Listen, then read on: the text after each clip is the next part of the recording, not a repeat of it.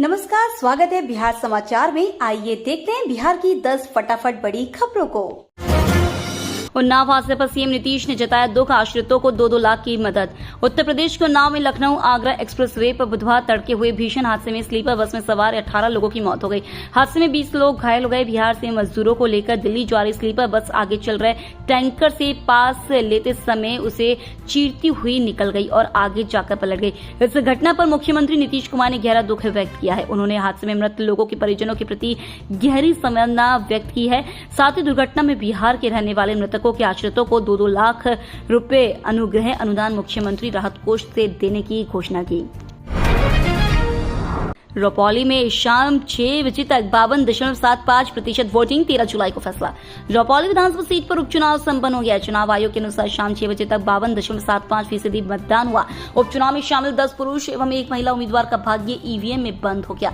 इस उपचुनाव में एनडीए समर्थित जदयू प्रत्याशी कलाधर मंडल एवं इंडिया महागठबंधन समर्थित राजद प्रत्याशी बीमा भारती के बीच मुख्य मुकाबला है। इस उपचुनाव के लिए वोटों की गिनती 13 जुलाई को होगी और उसी दिन चुनाव परिणाम जारी कर दिया जाएगा। रामविलास वाले दफ्तर पर चिराग पारस के झगड़े में कूदी सरकार। पटना स्थित रामविलास पासवान के दफ्तर पर भतीजे चिराग पासवान और चाचा पशुपति पारस के झगड़े में अब नीतीश सरकार भी कूद गई है। रालोजपा के अध्यक्ष पशुपति पारस के आरोपों पर नीतीश के मंत्री ने पलटवार किया है। भवन निर्माण मंत्री जयंत राज ने रालोजपा का कार्यालय आवंटन रद्द किए जाने पर कहा कि सरकारी नियमावली के तहत कार्रवाई हुई है। राजनीतिक प्रतिशोध का आरोप पूरी तरह से बेबुनियाद है। उन्होंने यह भी बताया कि रालोजपा को आवंटित आवास का किराया बीते 2 वर्षों से बकाया था। ये जानकारी मंत्री जयंत राज ने बुधवार को जदयू प्रदेश कार्यालय में पत्रकारों से बातचीत के दौरान दी। नीतीश के सहपाठी नरेंद्र कुमार बने आपदा प्रबंधन के मेंबर। मनीष वर्मा के इस्तीफे से खाली हुआ था पद।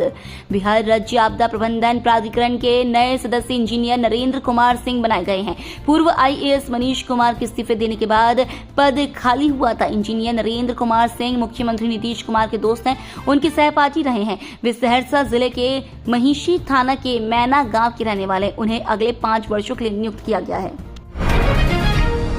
प्रशांत किशोर की पार्टी की लॉन्चिंग डेट तय, 75 मुस्लिमों को टिकट। चुनावी रणनीतिकार और जन स्वराज के संयोजक प्रशांत किशोर ने अपनी राजनीतिक पार्टी की लॉन्चिंग की तारीख का ऐलान कर दिया है।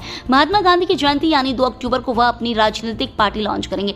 इसके साथ ही उन्होंने कहा है कि वह अगले साल होने वाले बिहार विधानसभा चुनावों में सभी 243 सीटों पर उम्मीदवार खड़े करेंगे। किशोर ने यह भी कहा है कि उससे पहले वह 21 नेताओं की एक कमेटी गठित करेंगे जो पार्टी के कई मामलों को देखेगी।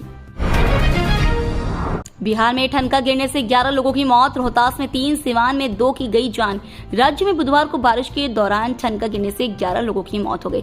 मृतकों में कोसी और पूर्वी बिहार के 5, कैमूर के 1, रोहतास के 3 और सिवान के 2 लोग शामिल है। सिवान के ओदाकपुर गांव में 5 वर्षीय बच्ची की मौत हो गई। वह नाना के घर के पास बगीचे में आम चुनने गई थी। वहीं निखती कला गांव में धान की रोपनी कर रहे पश्चिम बंगाल के मालदा की मजदूर की मौत हो गई।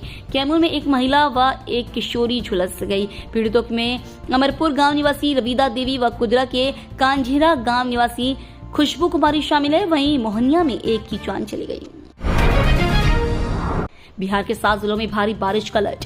बिहार के 7 जिलों में भारी बारिश की चेतावनी जारी की गई है। साथ ही पश्चिम बिहार और दक्षिण मध्य भागों के कुछ स्थानों पर गरज चमक के साथ हल्की बारिश का ऑरेंज अलर्ट जारी किया गया है। उत्तर मध्य एवं दक्षिणी पश्चिमी भागों के जिलों के 1-2 स्थानों के लिए वज्रपात एवं बूंदाबांदी का येलो अलर्ट जारी किया गया है। मौसम विभाग के अनुसार आज से अधिकतम तापमान में 2 से 4 डिग्री सेल्सियस की गिरावट आएगी, जिससे लोगों को उमस भरी गर्मी से राहत मिल सकती है।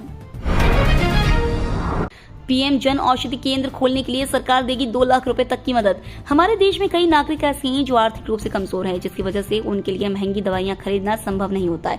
सरकार आर्थिक रूप से कमजोर ऐसे लोगों के लिए प्रधानमंत्री जन औषधि केंद्र का विस्तार कर रही है। इसके लिए सरकार प्रधानमंत्री जन औषधि केंद्र खोलने के लिए प्रोत्साहन राशि भी मुहैया कराती है।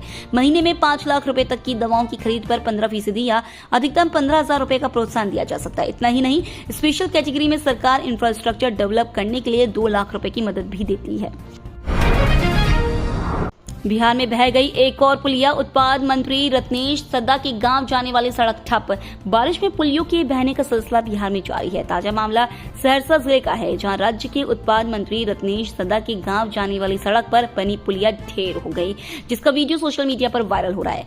महिषी प्रखंड के कुन्ह पंचायत सहित नवहट्टा प्रखंड के करीब आधा दर्जन गांवों सहित उत्पाद मंत्री के पितृ गांव को एसएच सड़क संख्या 17 से जोड़ने वाली एकमात्र मुख्य सड़क के बीच स्थित करीब 15 साल पुरानी पुलिया ध्वस्त हो गई। इस पुलिया के धंसने से क्षेत्रीय लोगों की आवाजाही पूरी तरह ठप हो गई है। घटना की सूचना पर सीओ, पुलिस सहित विभागीय अभियंताओं ने घटनास्थल पहुंच स्थिति का जायजा लिया। भारत ने जिम्बाब्वे को 23 रन से हराया। 5 मैचों की टी20 सीरीज में 2-1 की बढ़त। भारत ने टी20 सीरीज के तीसरे मैच में जिम्बाब्वे को 23 रन से हरा दिया है। इस जीत से टीम ने 5 मैचों की सीरीज में 2-1 की बढ़त हासिल कर ली है। सीरीज का चौथा मुकाबला 13 जुलाई को खेला जाएगा। भारतीय टीम की ओर से कप्तान शुभमन गिल ने 50 बॉल पर 66 रन की पारी खेली। ऋतुराज गायकवाड़ ने 49 रन बनाए और पिछले मैच के शतकवीर अभिषेक शर्मा 10 रन की बना सके। वॉशिंगटन सुंदर ने 3 विकेट लिए, जबकि आवेश खान ने 2 विकेट लिए।